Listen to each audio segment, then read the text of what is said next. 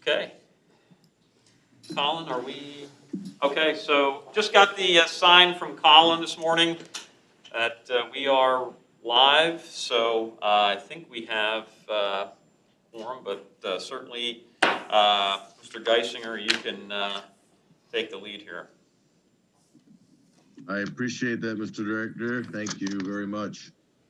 Good morning and welcome to everybody. This is our first committee meeting of the new year, and I appreciate everybody's attendance. I would ask Sylvette if you would do a roll call very quickly, Certainly, just sir. to confirm a quorum.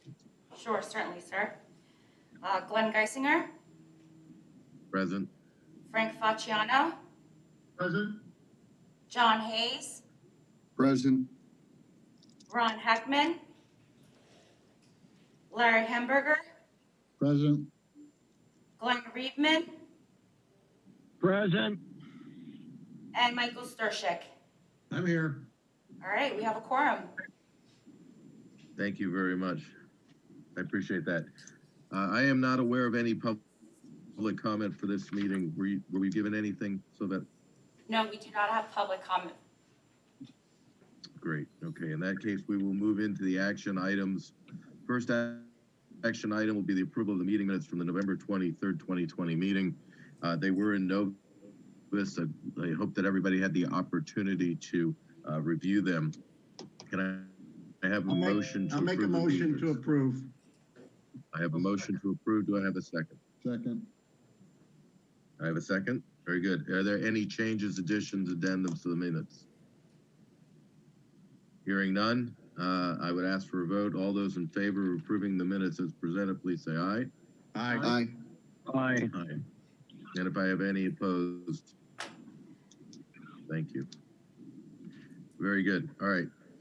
At this time, I would ask for Todd to present the financial statements from December 2020 for the committee's review. Happy New Year, everyone. Just want to go through the December financials. We're going to give you the full report. None of that hidden stuff in the executive session anymore. We'll just kind of all out in the open. So let's enjoy the end of the year exciting financials. Start out with the traffic report. We ended up with a 62% decrease in passenger traffic versus December. Ended the year 57% below versus the prior year. Next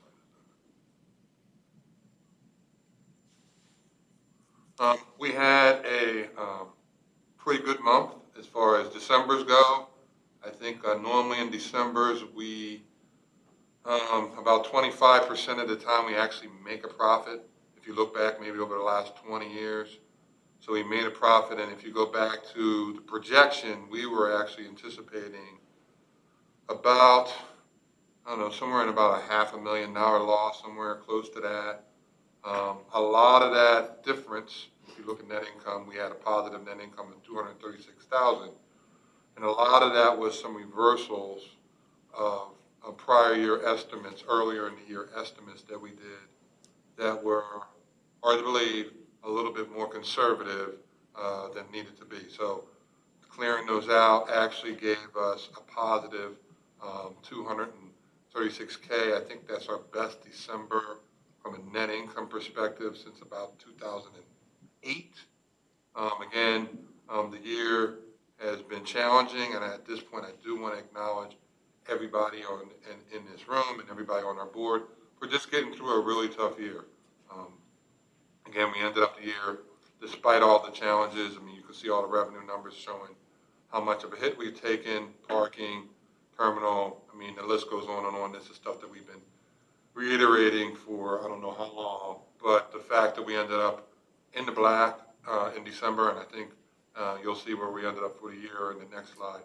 But we also got some CARES money on the FEMA side, and that was $57,000. Again, hard work. Everybody going after every dollar we can get, cutting expenses. We did everything we can to kind of maintain and survive during a really tough time. So again, I just want to acknowledge everybody in this room's effort, our staff, employees, and obviously our board of governors. So it's been a kind of a team effort. So next slide.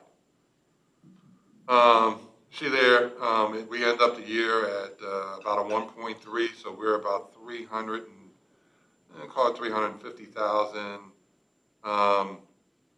below budget on the net income side, but we're in the black. And in case you didn't know, black is beautiful. So we've been in the black since August, and it's a beautiful thing. So I'm enjoying it. Um, and again, that's just a credit to everyone there. I think at the beginning of the year, in one of our meetings, we indicated that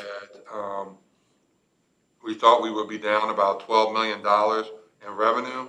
We ended up the year being down about 11.7 million in revenue.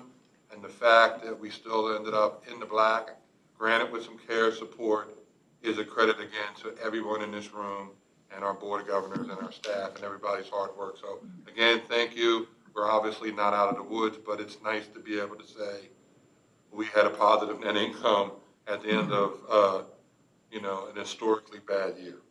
So next slide, please. Again, this is kind of, indicating what we said, even with the CARES money that put us down about 8.3 million in revenue, excluding cost of sales. And then if you count that in there, which again, a lot of that is us trimming some of our costs, we're down to 7.4. Next slide. And then you can kind of see here, kind of everything we've been doing to kind of net ourselves out. Again, it's just a lot of hard work. Everybody's been really working hard, but CARES. Everybody's taking a little bit of a hit on the personnel side. We've done everything we can. Again, reached out unemployment, everything, every broker, everyone we've called to save money, do everything we can. So again, a credit that we are in the year, again, only 300 some thousand below what we budgeted. Again, next slide, please, so that. This is our top cost centers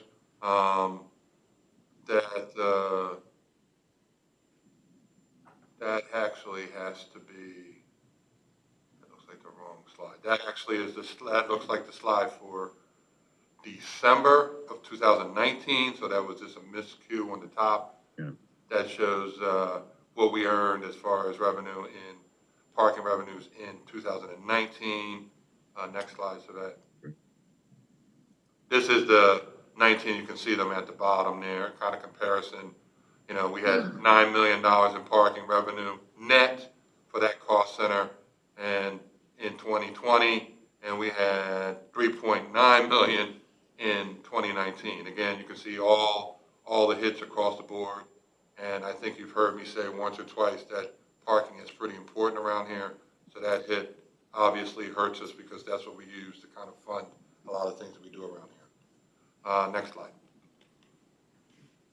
And again, I just wanted to kind of put the year in perspective. One back is basically 22 years if you count 2021, which is basically our budgeted numbers, just to give you a feel for how bad was 2020 and what are we anticipating for 2021. So if you look up here, or actually look on your screen, you'll see the stuff that's in red is the bottom three. So we're ranking them by operational rent income, and that's just pure income. You can see that the worst 3 years that we have are 2013 since the turn of the century. 2020 would be the worst, and then 2021 would be slightly above that is what we're projecting from an operational standpoint. Then when you rank them by,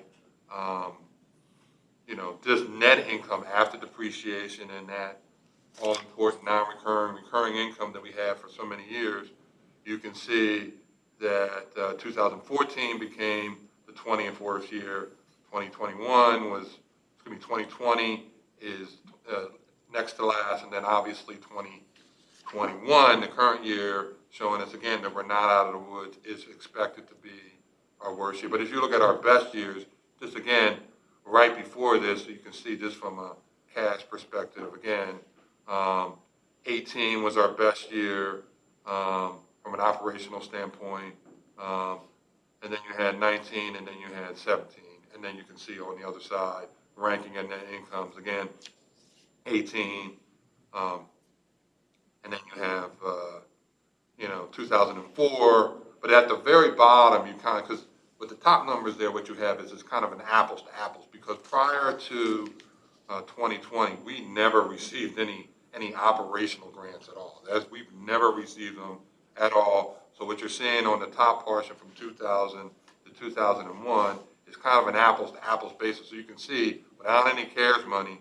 we obviously would not be as beautiful as I just said, and things would not be as rosy. But at the bottom, you can kind of see what happens when you throw in that CARES money. Still at the bottom from a net income perspective, but again, from an operational standpoint, we go up to fourth on 2020 and then sixth on 2021.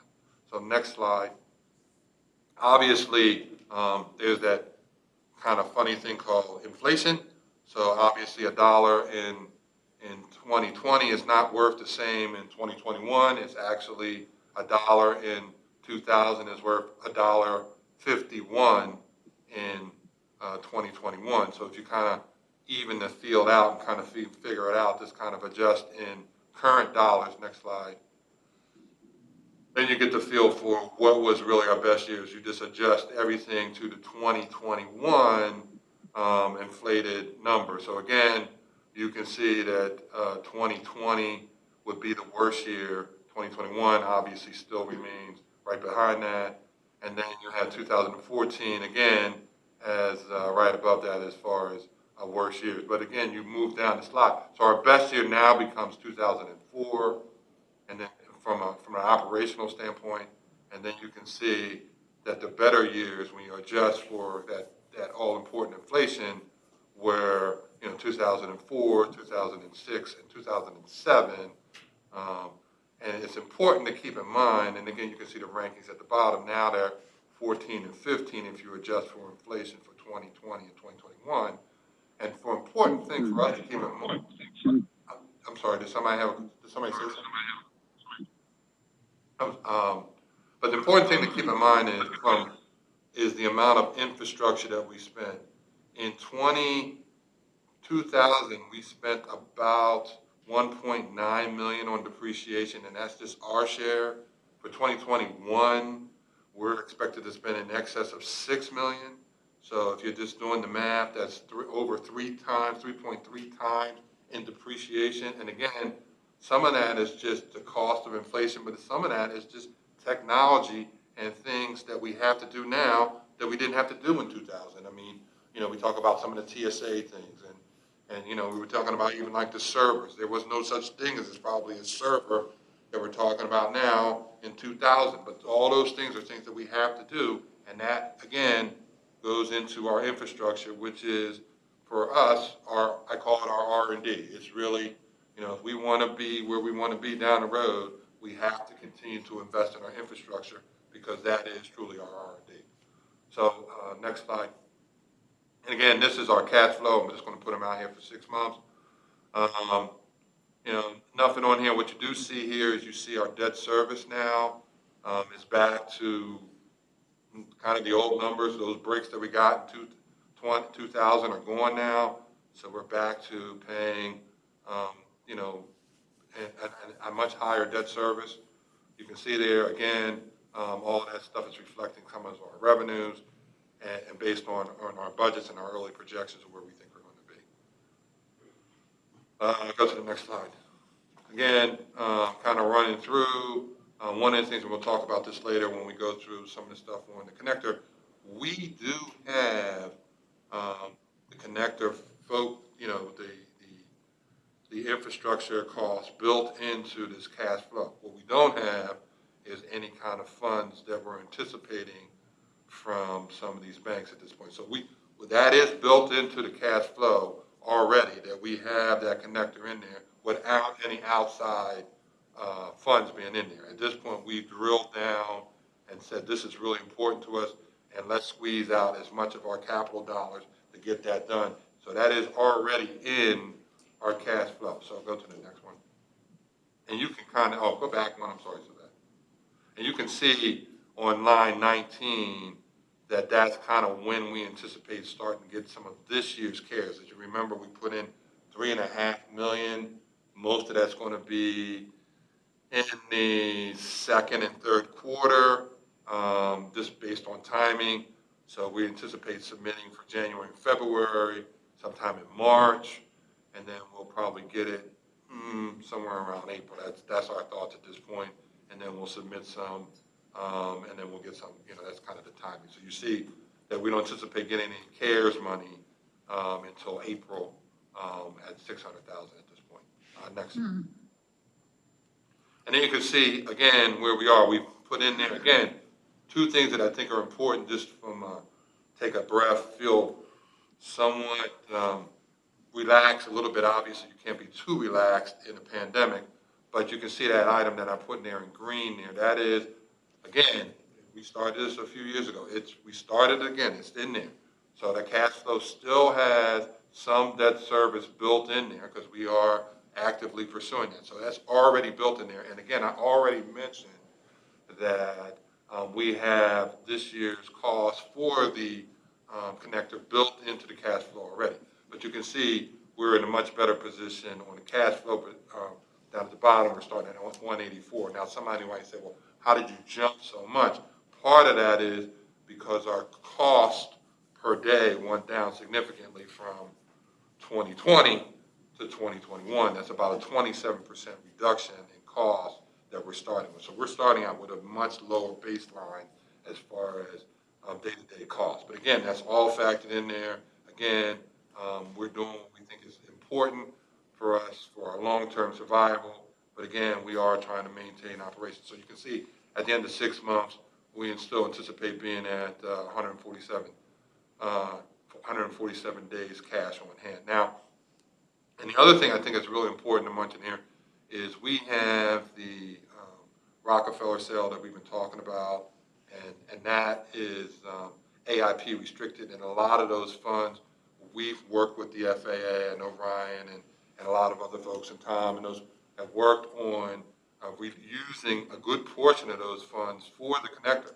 So again, we are using our resources to continue to invest in ourselves. So again, these are good things that we're doing, and ultimately we think they're going to pay off. But you can see also our last kind of loan is those proceeds are almost gone now. So if you go down to Hangar 11, we'll probably be done with all of them by March, hopefully when we're talking about the Rockefeller money. And I have in there $9 million. It could conceivably be more, but again, it's nice to be on the low estimate on these numbers, and if we get a little bit more, obviously, it gives us a little bit more breathing room. And then I think that's the last slide. So at this point, I'll open it up for any questions. Todd, this is Brian with a question. Yes. So on the reserve there, it's 49,204 a day. Go back to that. Just out of curiosity, what would that 49,204 a day? What would that have been 1 year ago, basically December 2020? How much is that? It was about 60, and like I said, that's a 27% reduction. It's 60-some thousand per day. I can tell you the exact math if you give me a half second. I'll do it right here. I just need to play around with my abacus here, as Darren calls it. Oh, man. Maskless. I want maskless for a minute. Sorry, guys. If you get COVID, don't blame it on me. I'm also waiting to have it done. 67,000 is roughly the number. 67,403. Thank you, Todd. Sorry about that, guys. Forgot I didn't have it on. Any other questions? Again, I just want to thank everybody for their hard work. It's been a tough year. Obviously, we got a lot more ground that we're trying to cover, and we got a tough 2021 ahead of us. But I would hope to think that we're at least halfway through, and it's good to know that we're still on solid footing, and we still got our eye on the future in spite of the challenges. So, thank you. Okay, great. All right. right. I just want to say, you mentioned it, Todd, and I appreciate your thanks to the board, but the truth is, while I think the board and this committee had a role, it was obviously your leadership, Tom's leadership, and your staff in our finance and accounting department that really made 2020 work. It was the sacrifice of all of the team members and all of the employees willing to really pitch in and be part of an effort to focus in on the airport as a whole. So I really think the kudos go that direction more than this direction. Yeah, I'd second that But- motion, Glenn. Couldn't agree more. Thank Yeah, you, great Joe. job I by the appreciate team. So, in that being said, I would ask for a motion to accept the financial statements as presented. So move. Second. I have a motion and I have a second. All in favor, please say aye. Aye. And if I have any opposed? Very good. Hearing none. We'll move on to our third action item, which is the approval of the airline rates and charges resolution. I'm gonna let Darren do a little talking. He likes to talk a little bit more than I do, so I'll let him do some of the talking and then I'll just chime in later on. Great. All right. Thanks, Glenn. Thanks, Todd. So we've been talking about this over the last 6 months or so, that we were working to update this resolution and our rates and charges methodology. We've had several meetings with our airlines, along with our consultants from Unison Consulting and attorneys from Kaplan, Kirsch, and Rockwell, just working through all of this, trying to get everybody to come as close to agreeing on a methodology and on a resolution as possible. It was time to just update the entire resolution. This thing needed to be modernized a little bit, added, new language, really beefed up our indemnification insurance requirements, and the environmental was a big one that we beefed up on the, again, insurance and indemnification there. All the standard FAA language, non-discrimination, subordination, and our standard LNAA non-discrimination language as well. So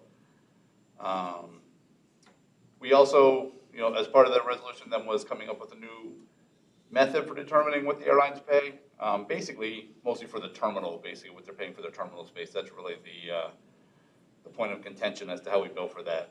There's always been a little bit of a divide between our legacy carriers, American, Delta, United, and our low-cost carrier, Allegiant, as to how we should be charging and how we are charging. So the methodology we have been using was certainly probably applicable back when Allegiant was new and operating a very light schedule. As they've kind of transitioned and gotten to be a lot larger, and obviously our largest carrier, it really didn't necessarily work any longer. So what we came up with is a combination of 60% based on total enplanements for the airline and 40% based on their aircraft operations. That is a compromise. The legacy carriers would definitely like to see everything based on enplanements, and those low-cost carriers would probably like to see it based 100% on operations. Basically what it comes down to is Allegiant carries more passengers per aircraft, so it makes sense for them to base it on ops, and vice versa. So we also added in this time, which we did have a smaller surcharge before, but this one does include a 7% surcharge for any non-signatory airlines. So if any of the airlines decide not to sign our letter of authorization that we issued to them because they don't agree with our methodology, or just for whatever reason decide not to sign, they will pay a 7% penalty on top of their normal fees. We did craft that letter of authorization very carefully so that even those that may say, I can't sign this because I'm not in agreement with the way you're determining it, they're just basically agreeing to comply with it. They're not saying they agree with the method. So we tried to make it, we really want them to sign that because it really helps protect us. So when we looked at all of this, made these changes, and to do like an apples to apples comparison, we looked at 2019 rates under our old methodology and our new methodology. This new methodology basically results in about almost 16% increase in cost for Allegiant. Everybody else's rates go down. American down just under 2%, Delta just under 4%, and United about 8%.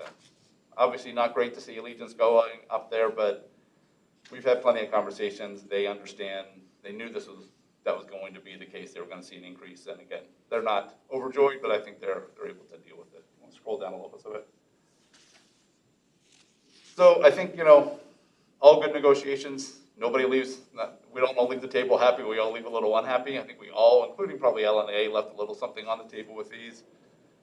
But we all got to a point where, the legacy carriers acknowledge that we've made a nice movement in the direction they'd like to see it ultimately get to. And Allegiant, again, like I said, nobody's gonna ever be happy with a 16% increase in cost, but they do understand that they're a much different carrier than they were back when they started here with, 2 weekly flights to Sanford. So, a little different these days. Hey, Darren. Well, yes, sir. And I think the most important thing, and I apologize, I think the most important thing to keep in mind with this stuff is it really doesn't impact the total amount of revenue that we're gonna get from the airlines. This is just kind of divvying up the pie. So it's just really who pays what share, but the bottom line, we still get the same amount of money. It's just gonna be divided up differently, as Darren indicated. I think that's important, so it doesn't really help us or hurt us, it just makes it more equitable amongst them of who pays for what. But ultimately, it doesn't change how much dollars we're gonna get. I just wanted to throw that in. No, that's a really good point. Yeah, it's just, So- Darren, can you explain what rates and charges means? sure, the rates and charges are it's how we are billing our airlines. So it's Passenger and cargo. Yeah, it's our passenger and cargo airlines. It's how we bill for the airfield, so basically landing fees. Yeah. How we bill for the terminal, and that's where the 60/40 methodology comes into. How we bill for the apron, which is based on gross weight. So hopefully that's all. I mean, if you think of rates and charges, think of it almost like you would pay for your auto insurance. What's that rate? That rate is what we charge, and it's just based on a certain amount of volume and how much coverage you have. So for us, it's Cover how many landings do you have? This is what you pay. And as far as the terminal, it's just basically how much per square footage you're paying based on those costs. And they're allocated, and they all share in those costs. For example, the bag room and some of those areas where they're all shared, they share those costs. And it's like, well, who pays what share of those costs? Yeah, these are they're break even. Correct. Break even cost centers. So, well, In technically, theory. in theory, they're break even. theory. We basically try to recover as much of that cost back, and it's how we allocate those costs out to the airlines. So, any other questions? Darren, this is Brian with 2 questions. Sure. So just, can you give me a little bit of a ballpark of, okay, so Allegiant's gonna go up 16%. What does that mean for kind of real dollars for them? Are we talking, hundreds of $1,000s, millions of dollars, tens of millions of dollars? What is that for them? United's gonna get an 8% decrease. Now, I mean, I know we can't know exactly what their traffic will be, but I'm just trying to get a grasp on exactly, or at least a ballpark of what that means. And then the second part of my question is,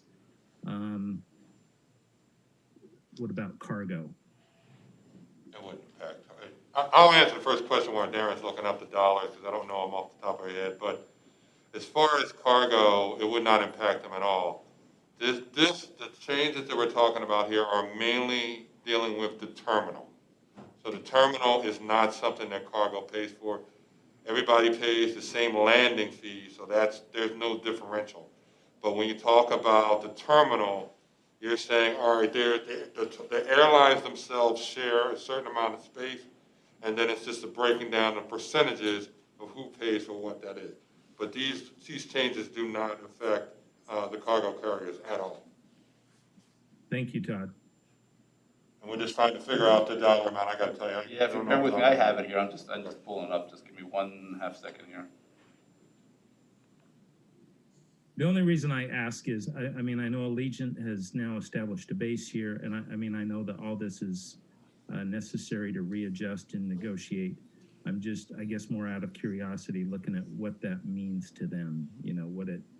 What kind of a. No, it's a great question. No, that is a good question. And like I said, I'm just trying to find the actual.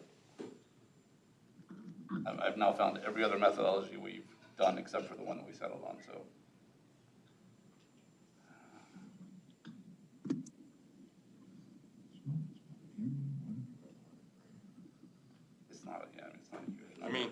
I know he's looking for the exact number, but it's only maybe a couple $100,000.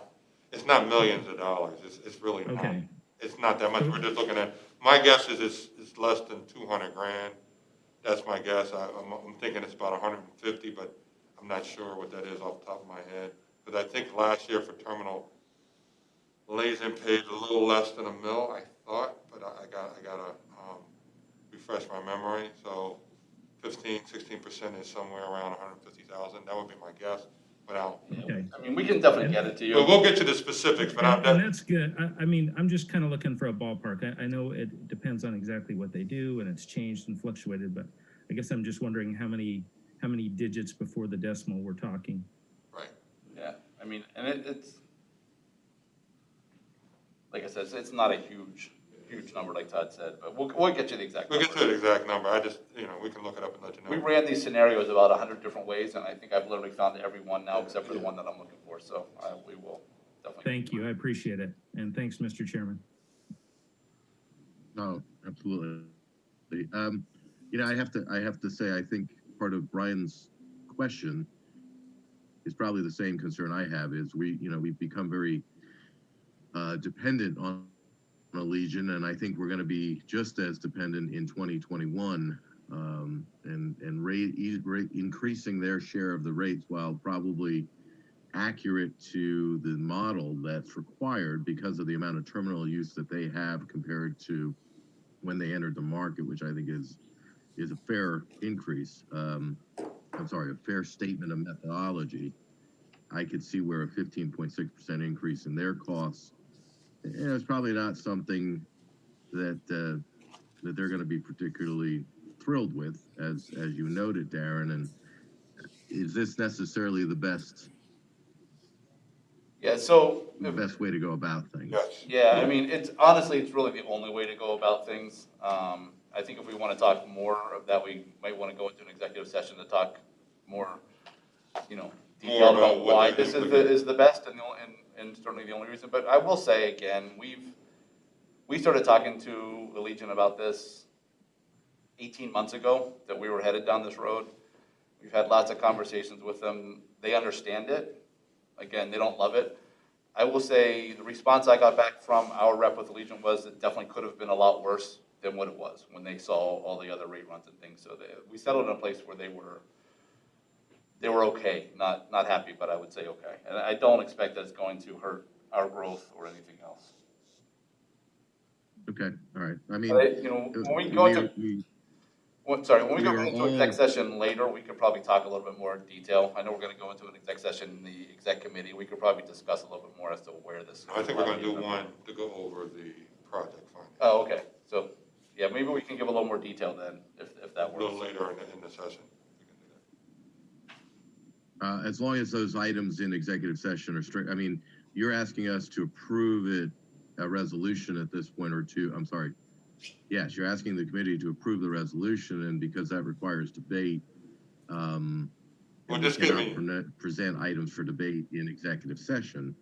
We're just I'm presenting willing to information. have a further informational business in executive session. Correct. Yeah, we can give you information. I think it absolutely would apply to, Executive. potential litigation. So we'll go with that. A question, Glenn, were we approving this or are we recommending this to the full board? I guess we were. We approve it as presented, but it goes before the full board for vote. They have to approve it. Okay, so we're essentially We're recommending. making a recommendation. Yes, we are making an approval recommendation. Thank you, Okay. Mr. Sturgeon. Yes, that's for clarification.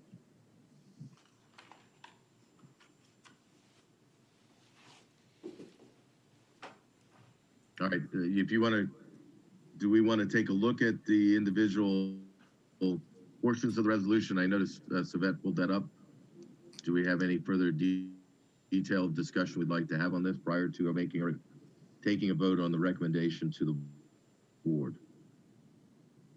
We have nothing further to present, but certainly, happy to answer questions if there's something on the resolution. And it's in Novus if everyone wants to take a look at between now and Tuesday as well. But Okay. Is there any other questions from the committee? All right, then seeing none.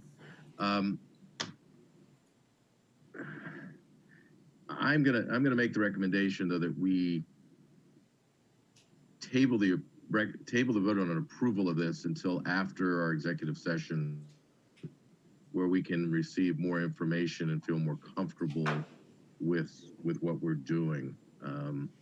So I'm gonna move that item out and not call for it at this point. Okay. All right, so we're gonna move that on the agenda. Our next Glenn, do you item need is a, our, do you need a motion to table, or are we good with how you procedurally handled it? Do it later in the meeting. since we did not call for, we didn't call for a vote to approve it, we simply received the information and presentation. I don't believe we have to table at this point, because we are discussing the action item. I think we can move that as we did not call for a vote. So I think we'll wait until after our executive session and then we'll call for the vote. Okay, So I think we're good, John, on that. Yep. All right, No motion was made or seconded, so you don't have to, you can only table when there's a Correct. motion made and seconded. when there's a motion. You did that more eloquently. That's what I wanted to say, Mike, but you did it more eloquently than I did. All right, our next item as a discussion item is the project financing update. I would ask for a motion to move into executive session at this point, because the items presented will be informational in purpose, but they are specific to negotiations of our financing contract. So if I can have a motion for executive session, Don't move. and I have a second. Record on our executive session. Closed session, Judge, can you hold up till we're back in public session with Colin? Sure. Sorry, That's okay. didn't mean to jump ahead of you, Colin. Golly. Okay, we're back. the closed Very session, which just ended, dealt solely with providing information about finance matters, and there was no deliberation or discussion or voting on any issue. The members of the committee were given information just to keep them aware of what is going on. Thank you, Your Honor, appreciate that.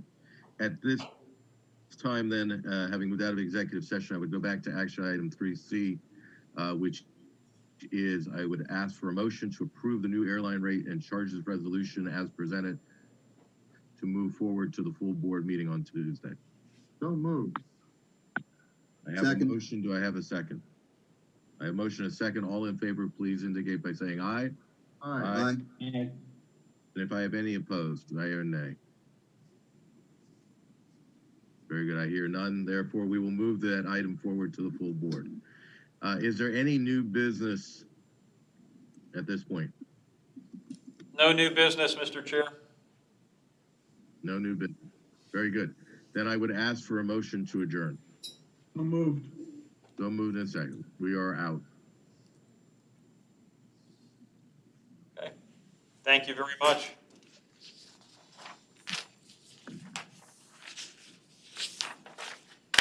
Tom, do we want to take about 5 minutes, give everybody a chance to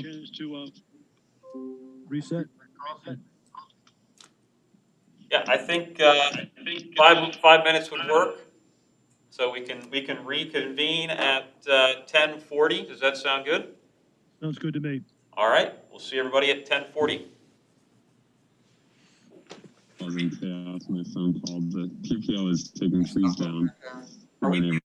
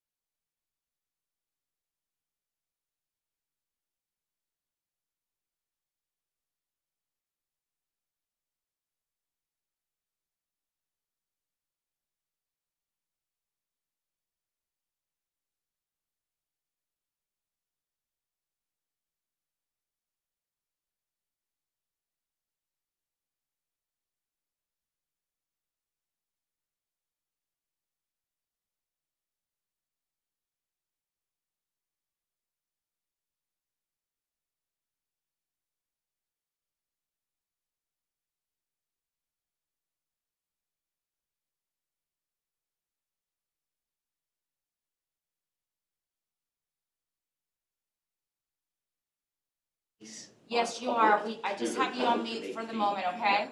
We did a press release to. No, but I mean, That's what the phone, I thought I hung up the phone call. Yeah. Oh, okay. Sounds good I'm then. not creating an echo. I'm not creating an echo now, am I? No, you're not. Okay, very good. Thank you. Okay, good. Available on. And feedback. No, that's okay. Thank you. That would be good.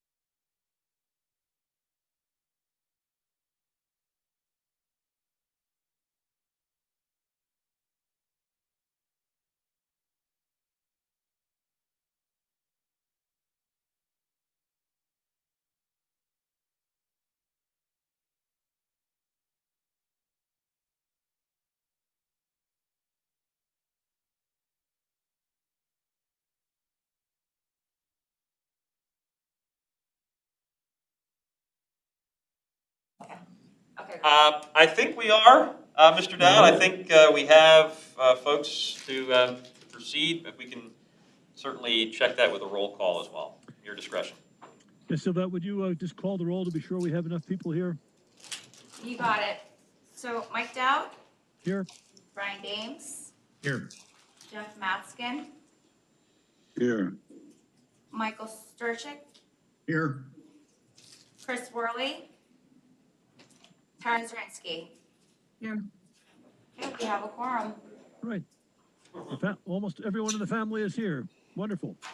Haven't had a chance to say Happy New Year, everybody, but indeed, Happy New Year. And Happy New Year. Happy New Year.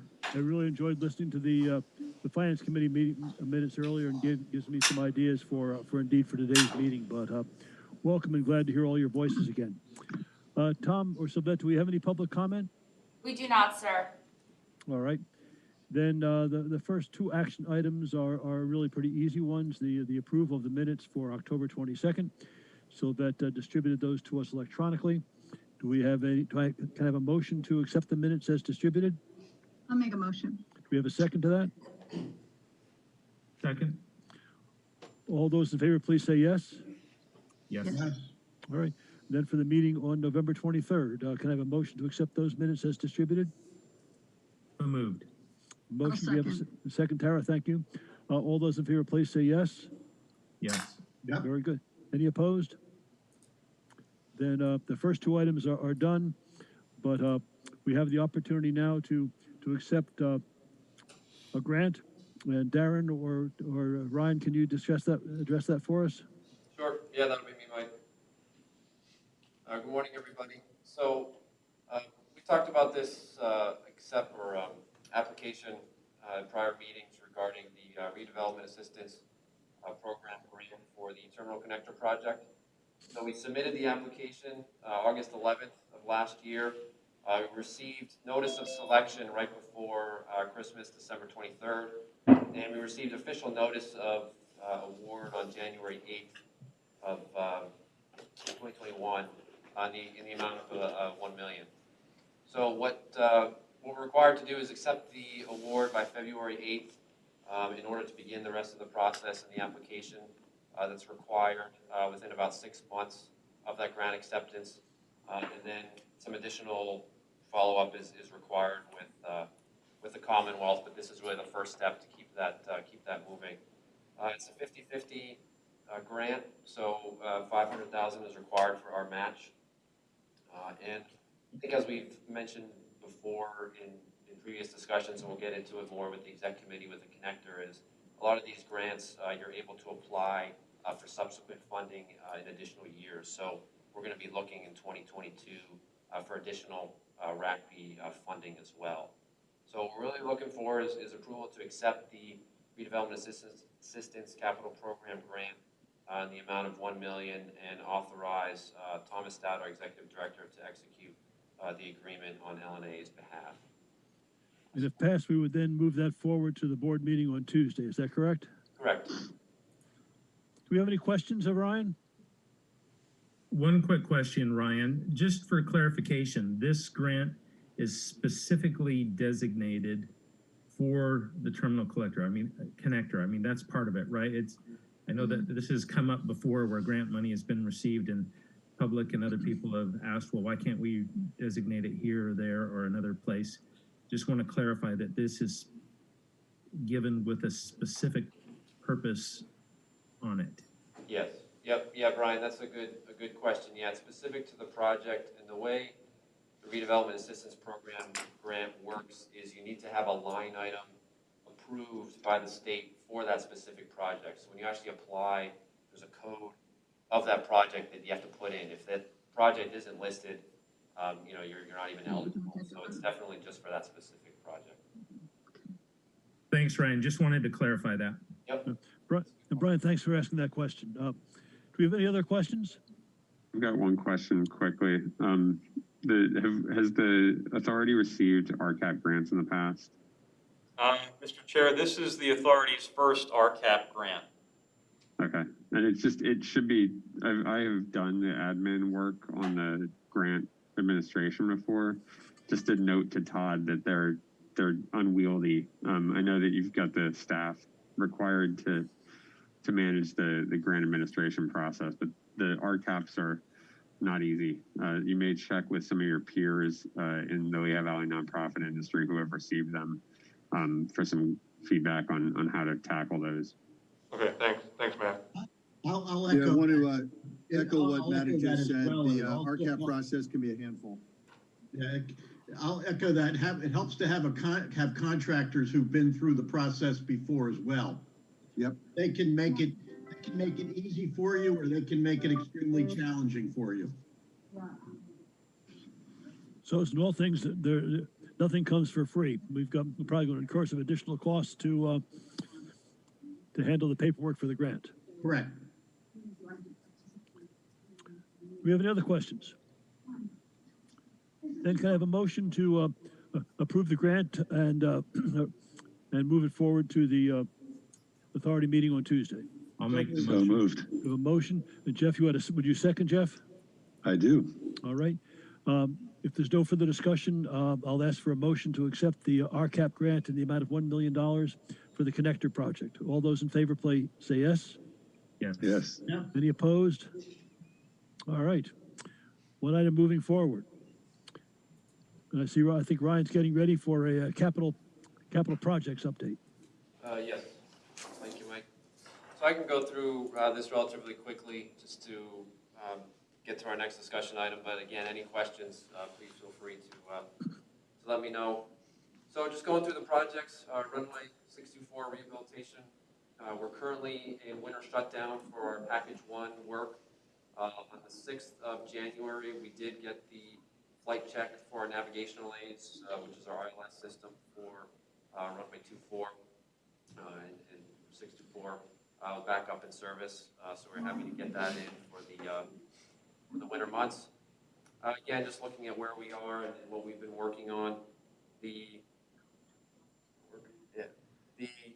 yellow area is actually what they're working on now, some lighting upgrades for taxiway alpha, replacing some of the direct buried electrical circuits in conduit, as part of the grant requirements. Again, package 2, as I mentioned, they're working through the taxiway alpha circuit upgrades there. Terminal connector, again, we'll talk through more of this at exec committee, but just as a recap, we did receive very favorable bids in November, so more discussion to come on that regarding some of the specifics there. Short-term parking lot, again, we did all of the paving was completed in 2020. Really the last thing to complete phase 1 is installing the new light poles and fixtures. So the poles are on the site, waiting on the fixtures.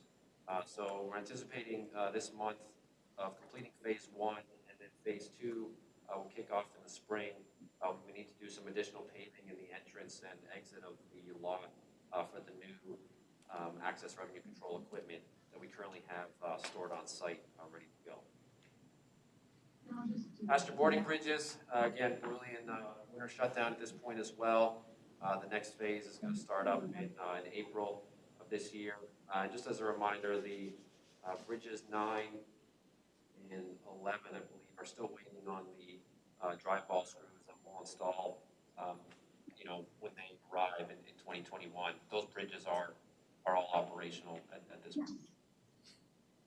The master plan update for Queen City, similar to before, we're really waiting on the FAA airspace approval.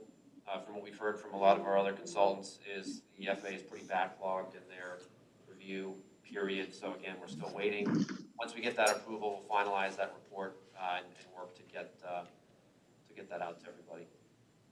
Construction removal, phase 2. We did have a pre-construction meeting yet 2 days ago with our contractors, so getting those conversations going with the homeowners. Timing, more to come on timing of when some of the obstruction removal will be completed, but we're kind of working on things now to get ourselves ready for the spring timeframe. In terms of we have design for 1533 down in Queen City, we are working through the design. Just one thing to note is through the master plan update, as part of the runway classification for the crosswind runway, it's actually a smaller design group aircraft than 725 is. And because of that, the actual runway width criteria is less than what we have out there today. The criteria is only 50 feet wide. The current runway is 75 feet wide. So we've had conversations with the FAA, and they've done this at other airports, is to get justification as to why it's actually more cost effective to keep the existing width the way it is today. So we're actually working on that now. Preliminary numbers is keeping it at 75 feet versus reducing it saves about almost $1 million in terms of construction. So working with them on that, more to come on the specifics, but just wanted to make the committee aware that we're working through that requirement as part of this design. And one thing just I wanted to bring to the committee's attention, what we're looking to do for this year is really updating our approach to the capital project update slides. Here's kind of a preview of what we're looking at, simplifying a little bit of the information we're providing. We're still getting into the detail, but really, once we have updates kind of on a monthly basis, it's really putting all those in those project element areas or updates. So it's easier to scroll through for the committee to look at versus kind of looking at the highlighted section. So more to come on that. Hopefully next month we'll get everything rolled over. But any comments as you look at what's in Novus, feel free to let us know or give any feedback. But the overall cost breakdown you'll see at the end is still going to be included with all the percentages and and appropriate components. But the big thing on this project actually was we did get the final proposal from Vanguard, which we had executed based on the budget amount. And the good thing about that was doing it prior to February saved us about almost 40,000 for a 10% material increase that was going to go into effect. So that was actually good timing to get that, keep that moving. Again, our front entrance work continues ongoing with PennDOT. I know there's been some closures that we're coordinating with, but that's working with them as well. And then again, the summary slide that we have at the end, again, showing the costs. Everything is good at this point in terms of where we are with our contingencies and what we spent to date. So really nothing major to focus on here. Getting close to closing out some of our initial runway grants that we'll be working on the next few months. So I believe that's all I had, unless anyone has any questions. Anybody have any questions for Ryan? Yeah, thanks for a thorough report, Ryan. Yep. I just wonder if our pilots had any issues with regard to the narrowing of the runway from 75 to 50. Is that We haven't heard anything at this point, but I don't know. Yeah, Brian, from your perspective, I know it's obviously the wider the better, but Well, it depends on the operation that's going to happen on that runway. I don't think, I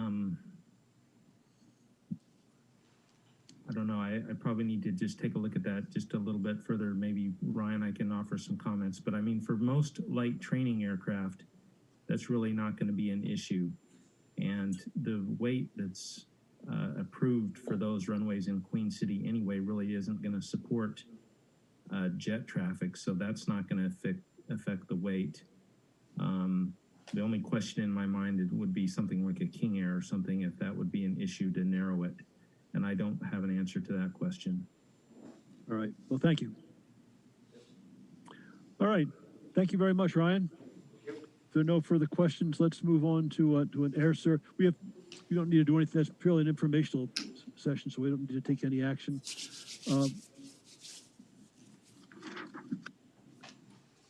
And Darren, are you going to talk to us about the air service update? I will introduce actually Brad DiFiore, who is here with us. He's our air service consultant with Alabama Pacific that we use for air service development. So Brad is on the call with us, and I'll turn it over to him, and then we'll certainly answer any questions after he goes through his update. Good morning, everyone. Good morning. Can you hear me okay? Hear me? Okay, great. Glad to be back with you. I think the last time we provided this update was June, which was obviously a much different environment. Well, it wasn't that different. It was different than the previous environments, I suppose, and I think that we had hoped by now we'd be in a much better place, but we clearly are not. It's a pretty short presentation. It's pretty concise. It's going to give you an overview of kind of what's happening in the big picture, and then where ABE is today, and kind of where we think things are going to go in the next few months. So let me go ahead and get my presentation up here, ready to go. Feel free to interrupt me at any point if you have any questions. And I'm obviously happy to answer questions at the end as well. So let's see. All right. Minimize this little box here so I can see. All right. Okay. So so the first thing to really understand, I think, is that the national picture has been the air demand profile has been really hard on the Northeast. This represents the change in TSA throughput. So basically your security lines, right? December of 2020 versus 2019, and you can see that the Northeast has been particularly hit hard. Pennsylvania isn't quite as bad as some of the other northeastern states, But I would mention that if you notice, Ohio is in much better shape relative to some of the northeastern markets, and I think the Pennsylvania really it's a little bit of a tale of two sides of the state. The further west you go, I think they've recovered a little bit better. But regardless, this is the demand situation that airlines are looking at, where they're seeing people wanting to fly to and from. So what we've seen as a result is that the airlines have pulled flights out of the Northeast at a much higher clip than the rest of the country, down 60% this month versus a year ago. And you'll notice that the further out west you go, almost until you get to California, you see stronger performance. So the Mountain West states, Utah, Montana, those states have seen really strong performance relative to the rest of the country, and the Northeast has been decimated. And really, airlines are looking at this is the number of flights, not true capacity, so it's not seat capacity. But the flights are, obviously a significant metric in terms of where the capacity is. And in this particular case, it's really tough in the Northeast because the carriers just aren't seeing any demand, and so they have to pull flights. And there's not a way you can't really put a bigger or smaller airplane on a flight that doesn't exist. In other parts of the country, they're managing capacity a little bit more with the size of airplane. In the Northeast, they're just cutting flights. And a lot of that, honestly, is New York and Boston in particular. Those markets have been really, really decimated. And you can see here, so this is the impact on ABE. And what I would note is actually you've performed quite well relative to that context and relative to the context of a lot of your peers. Capacity is down in February 33%. This is seat capacity. So this is a kind of a true indication of what's available. And this is a group of airports that we've chosen. We chose about a year ago, I think, almost to really try to give a good sense of where ABE stands relative to airports in the region and airports elsewhere that have a similar profile. And you can see doing much better than some of the main regional competitors, much better than the domestic U.S. average, and pretty much kind of in between the two Midwestern markets that we use as proxies. Flint is very similar to ABE because of its proximity to Detroit, which is a major hub. So that market in particular, we kind of look at. It's also a client of mine, so I have a pretty good understanding of that dynamic there. And then South Bend is very similar in size historically, very, very close in size. And also kind of close to Chicago as well and some other competitive airports. So you can see that it's, you haven't really suffered capacity as bad as a lot of peer airports.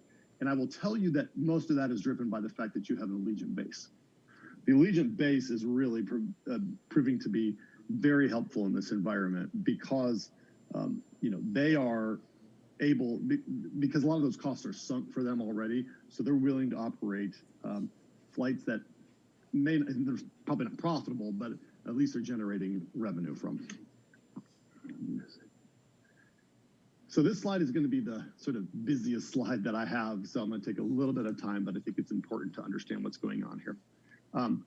The overall message here is that going into the spring, we expect Allegiant to actually have fully recovered and gone beyond 2019 capacity.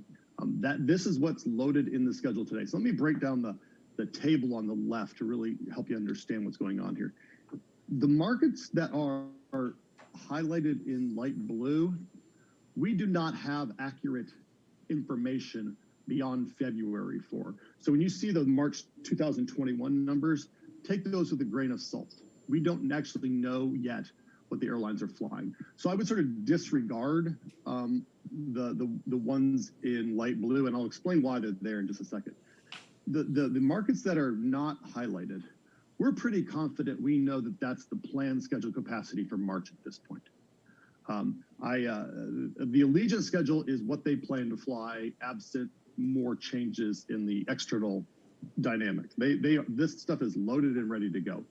We also know that Delta has been operating Detroit, roughly 3 times a week or three times a day, kind of already. So we don't anticipate that changing.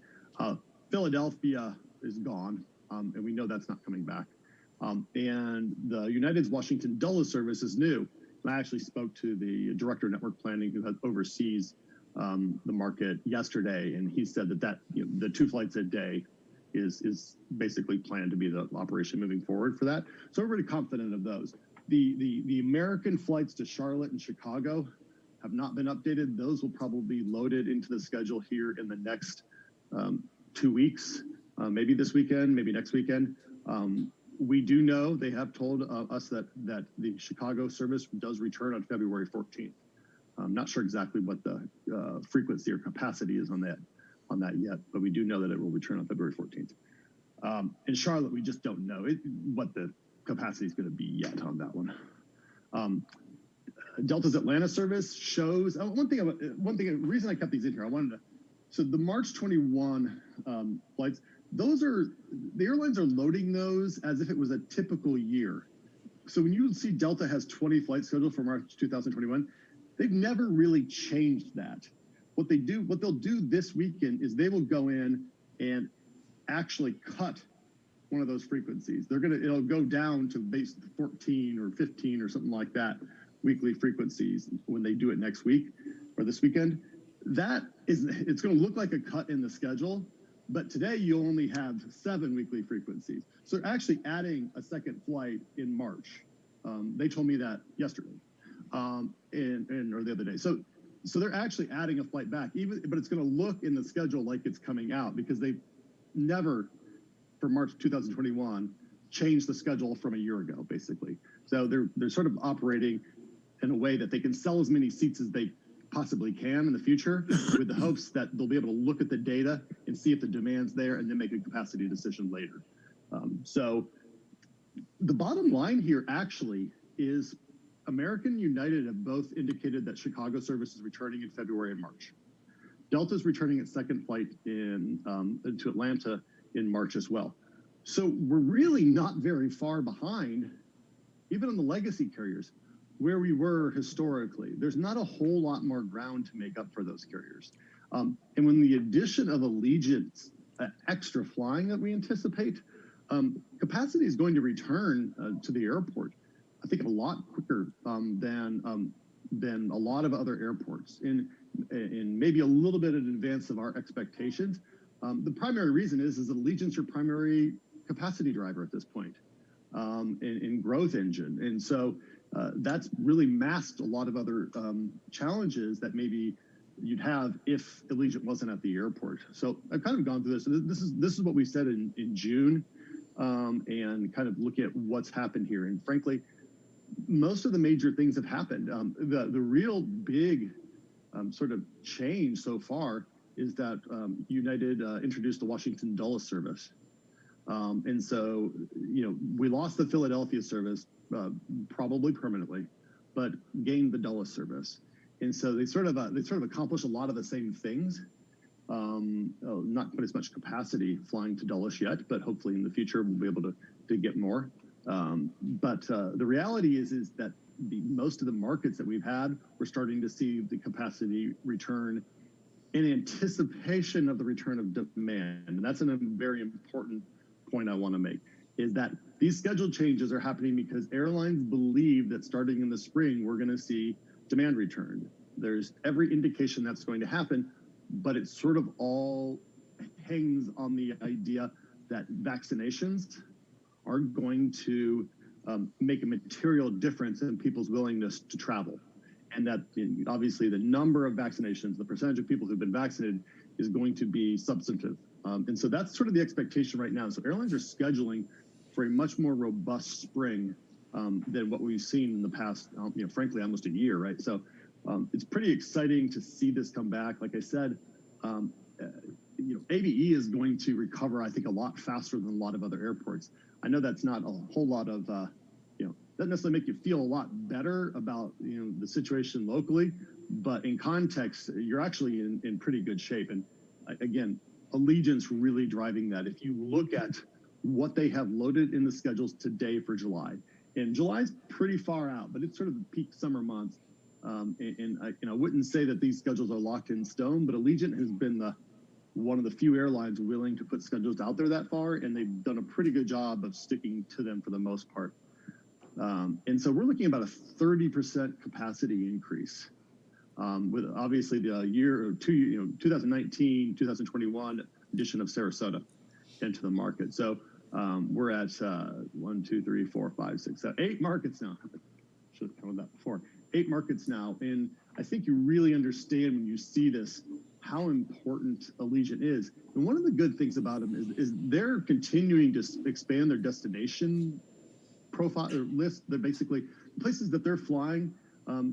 Primarily originally started out as sun destinations, and so you see all that Florida service. And then they entered the national market, and they're starting to enter a lot of other sort of bigger cities and markets and seeing if there's demand. You may recall that they were very it was like a flash in the pan, but they did the Chicago Midway service right at the beginning of the pandemic. As I think some of you probably know, there were no passengers on those flights, and so they immediately suspended that. They indicated to me several months ago that they are going to be willing to look at that market again in a normalized environment. Doesn't mean they'll enter it again, because it was a really poor performance, but everybody understands the dynamic that was at play. So markets like Midway could come back in the future. I think they'll at least give us a hearing, but it's not something that we want to push until we are fairly certain we're beyond, I think, the circumstances that we've been in, because it was just terrible. I think if I recall, a lot of the flights only had single-digit passengers on it, and so we don't want to be pushing them to do that before the market conditions are right, because if it fails the second time, it's never coming back. One of the things that's been interesting is to look at Allegiant look at ABE for Allegiant and compare it to not only other Allegiant markets, but Allegiant bases. And so most Allegiant bases are destinations. They're places in Florida or places that people are going to go on holiday. Not all of them. Grand Rapids, which is a client of mine, is also a northern base. But you can see from this that especially in the beginning of the fall, the year-over-year capacity has been hit harder at ABE. The Northeast market just has underperformed, and as a result, Allegiant pulled more capacity out. But you can see that beginning in the spring, they have a lot of confidence that the Northeast is going to rebound, and that ABE being their biggest base in the Northeast will see a lot of that growth. And I think they're anticipating bringing in another airplane to be based in the market, at least one more in the spring. So we should see some pretty significant growth. But I wanted to share this to give you a sense of kind of how Allegiant has viewed ABE relative to its other markets, and then kind of the expectation and hope that the spring is going to bring a renewal. So kind of where we are today, I'm gonna go through these a little bit. Usually I kind of gloss over what I consider a summary slide. I don't actually go through these because I haven't talked about some of these points previously. So I did say that the American service to Philadelphia has effectively been replaced by United service to Dulles. Not an exact capacity replacement, but the functionality of the hub in terms of directionality of travel is roughly the same. But that lack of demand from the Northeast really impairs the long-term recovery of traffic and revenue for airlines. And that's significantly driven by the complete lack of business and corporate demand. That's really impactful on the westbound flying because so much of your leisure demand goes southbound.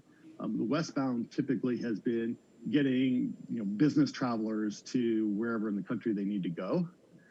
So Detroit and Chicago. Delta's kept Detroit, and it's really helped with keeping those westbound links strong. whereas both American United had suspended Chicago. So as Chicago comes back, obviously that's going to be helpful in getting passengers where they want to go on, maybe on the airline they would choose to go on. But we're still not going to see full demand until business and corporate demand has recovered. We expect that to begin in the spring, really, hopefully. But obviously that's going to be based on the conditions in the public health environment, I guess.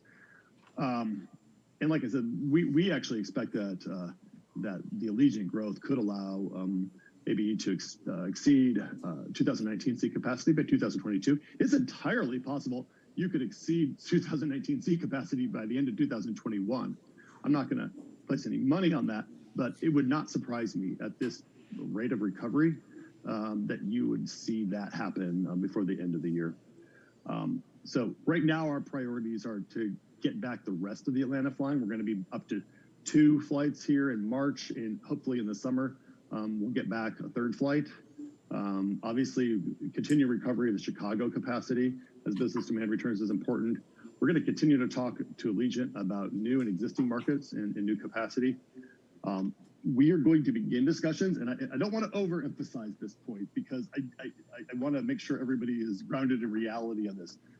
But there are 2 new ultra low-cost carriers that are going to be entering the market in the next 6 months. One is Breeze, which is the startup from David Neeleman, who started JetBlue.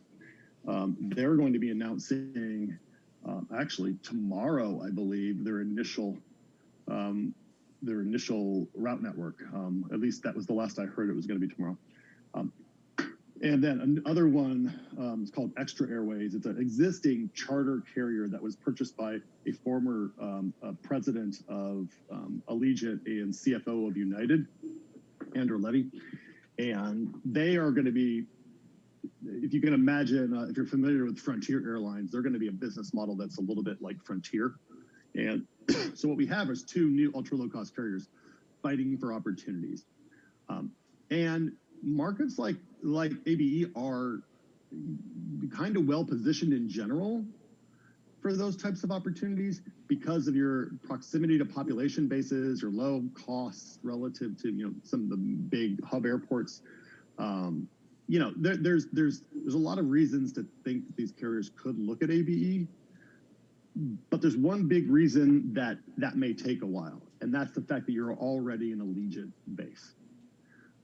And the network management. So the people who are making decisions for both Breeze and Extra all have Allegiant ties. They've already been there, done that. The COO and the network planning head at Breeze are both ex-Allegiant. In fact, they were very involved in setting up the operation or expanding the operation at ABE over the last 2 years. So they know the market well, but they've also placed their Allegiant sort of dominates the market, and so they'd be going in and trying to compete against something that is already well entrenched. So I want to make sure expectations are sort of in check on that they are certainly going to be your carriers that we're talking to and trying to figure out where the opportunity for ABE might exist in their network. But they're both very, very, very new. They haven't even started flying yet. It's going to take them a long time to get up to scale and get to a bunch of cities. They're going to focus on a small core group of markets at startup, and the fact that you are already well served in a lot of the types of markets that they're going to fly is going to be an impediment. So just wanted to put that out there because I know we're going to see a lot of press about them over the next few months, and just want you all to have an understanding of some of the opportunities and challenges we're going to see with those. And then we have the challenges sort of beyond what's happening with the actual pandemic. The long-term potential for a recession or at least reduced economic growth could impact capacity growth. One thing that's potentially disruptive is the excess capacity at some of the bigger airports, including Philadelphia and Newark, has led to ultra low-cost carrier growth in those markets, particularly Newark. We've seen a lot of growth by low-cost carriers into Newark. And all of that could potentially bleed demand away from Allentown. So if somebody lives somewhere between Newark and Allentown and, taken Allegiant before because there's no low fare flights to Florida, now there are more low fare flights out of Newark. So, now they might choose that option. Just something to think about. And we also expect that, the long-term reduction of business traffic is going to impact carrier profitability. So even when people start flying again, carriers may not be real profitable again. And that's going to probably constrain growth because they're going to want to try to leverage supply to meet demand, and try to get a little bit of a yield premium by constricting supply a little bit. So they may not grow as quickly as we expected or we would normally expect. That is all I have. If anybody has any questions, I'd be happy to answer them. Thank you very much, and thank you for a really interesting and, in some respect, more optimistic, I guess, projection than I think most of us would have expected. Do we have any questions?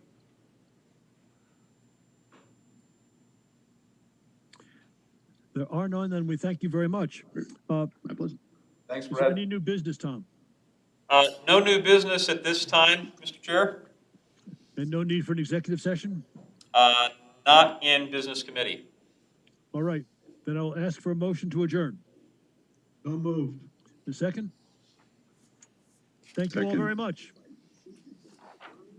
Thank you, Mr. Dowd. Meeting adjourned. Guys, I'm going to suggest a 5-minute break before we start into executive committee, if that's okay with everyone. That'll work. So we will reconvene at 11:25. Perfect. All right. Thank you.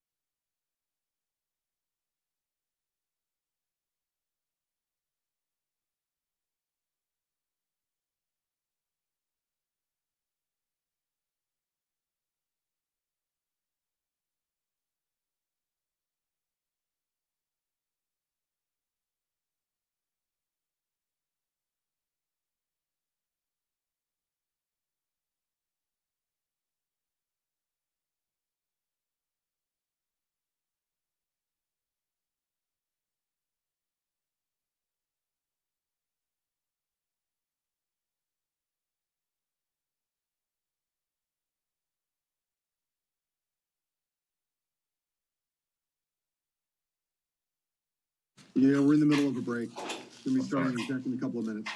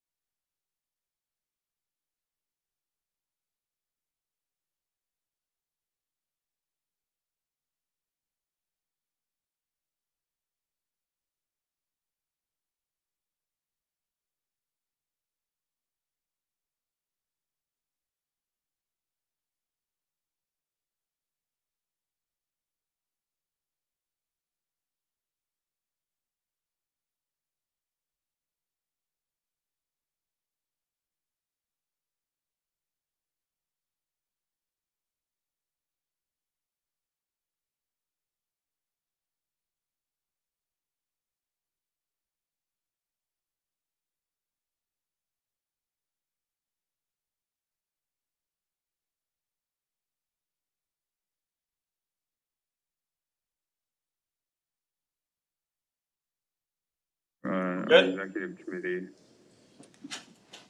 Are we live with Colin? We are. Actually, I can drop this. I'm in a closed room. Great, thank you. So welcome everyone. I'm glad you all are here. I guess we'll start with a quick roll call if you don't mind, Solette. Sure thing. Matt Turk, Here. Glenn Geisinger, Present. John Hayes, Here. Tara Zirinsky. She is on the call. Okay.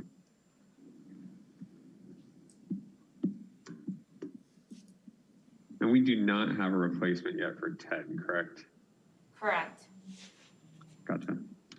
So it sounds like we've got a quorum. Thanks everybody for joining us. Do we have any public comment for today's meeting? We do not, sir. Thank you, Sylvette. We'll move quickly to action items.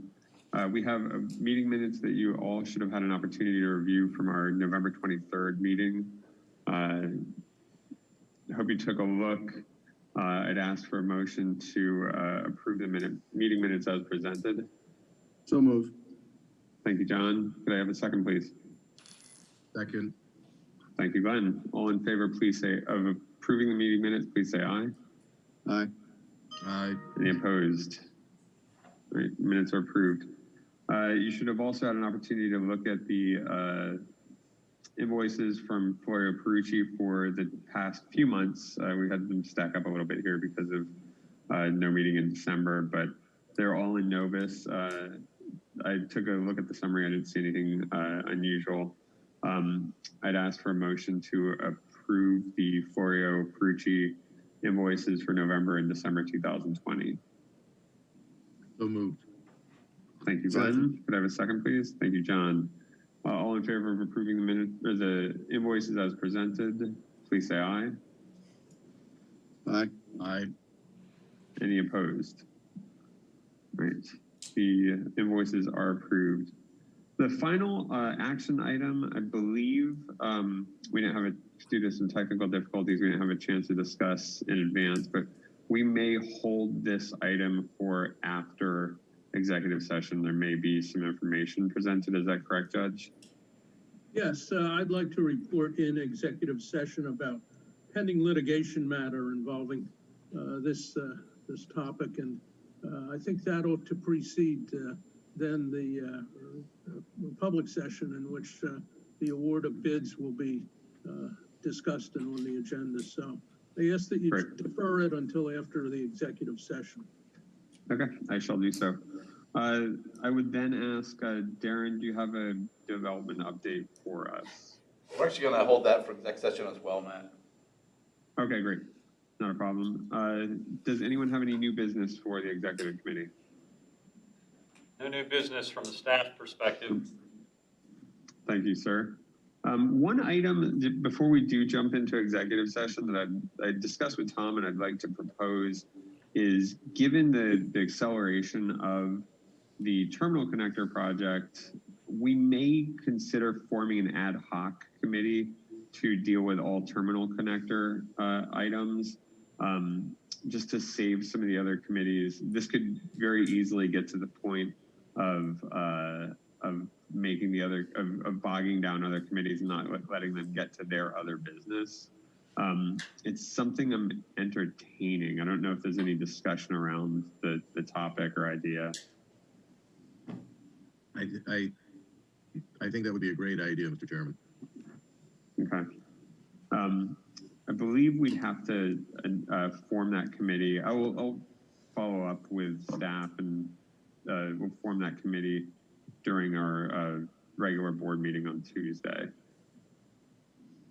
Or have any additional discussion, but just something I wanted to put out there for discussion or for thoughts. So thank you. If there's no other new business, I would ask for a motion to enter executive session to discuss. Judge, would you like to describe the need for executive session? One of the topics that will be discussed is pending litigation matter relating to terminal connector matter that we're dealing with. So ask for an executive session for that purpose. And Darren, I think you have something that you want to discuss in executive session. Is that right? It'll be, pre-decision on real estate matters. Okay. Thank you. All right, may I please have a motion to enter executive session? So moved. I thought we Thank did you. that. And I'll take a No, I don't second. think- Okay, we are back in session, Mr. Chair. Thank you, sir. Judge, would you please do the public the favor of describing the nature of the executive session? There were two topics. The presentation was made about a potential real estate transaction by Mr. Betters, and that was truly to provide information. There was no deliberation, there was no vote, obviously, about it. So it came within the executive, the real estate exception for executive sessions. The second topic related to a pending litigation matter relating to a bid protest, which was filed by one of the bidders with reference to the terminal connector project, and the presentation was made on that. There was no deliberation or vote with regard to that. It was an informational presentation. Thank you, sir. Okay, we have one final action item on our agenda today. Ryan is going to walk us through the bids for the terminal connector project. Great. All right, thank you, Matt. So just in summary, we did open bids on November 2nd for the terminal connector security checkpoint project here at ABE. Just as a quick reminder, as part of the PA Separations Act, we're required to have 4 separate prime contractors. Again, all of the bid analysis recommendation letters are included in Novus to review. But as you'll see up on the screen, the 4 contracts that we're recommending for award are Bracy Construction for the general contractor out of Allentown, Pennsylvania.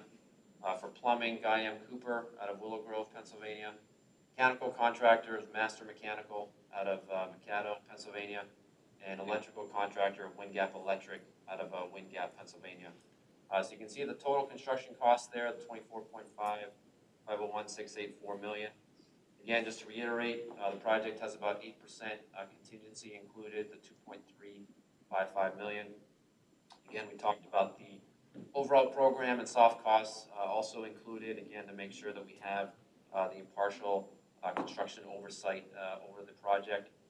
The other piece that's included that we talked about was some LNAA furnished equipment with the life air, as well as additional items required to complete the project. So if you want to scroll down so that. So I can go through all of the specific wording, but really we're looking to award the bids for the 4 contractors as mentioned and listed in those amounts, which include all of the alternates. And again, looking to authorize staff to purchase the associated equipment associated with the connector for $398,316. And again, as we mentioned, the total program cost is approximately $29 million, with 12.3 already programmed in our 2021 capital budget. Any questions? Thanks, Ryan. Any questions from the committee?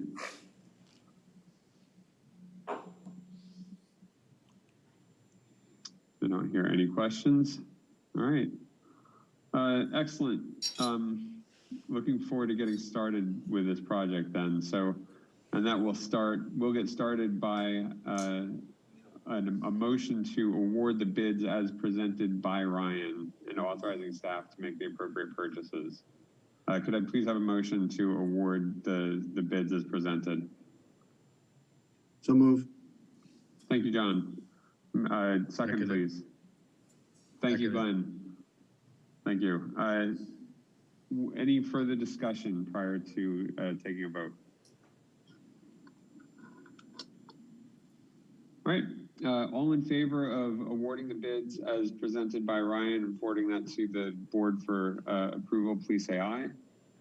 Aye. Aye. Aye. Thank you, Tara. Any opposed?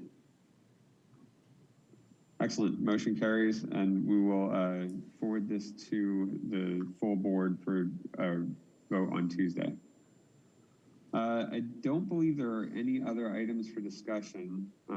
So I will then ask for a move to adjourn. So move. Seconded. Okay, I heard everybody. Sorry. I'll just take that as an adjournment. Thank you, everybody. Appreciate your extra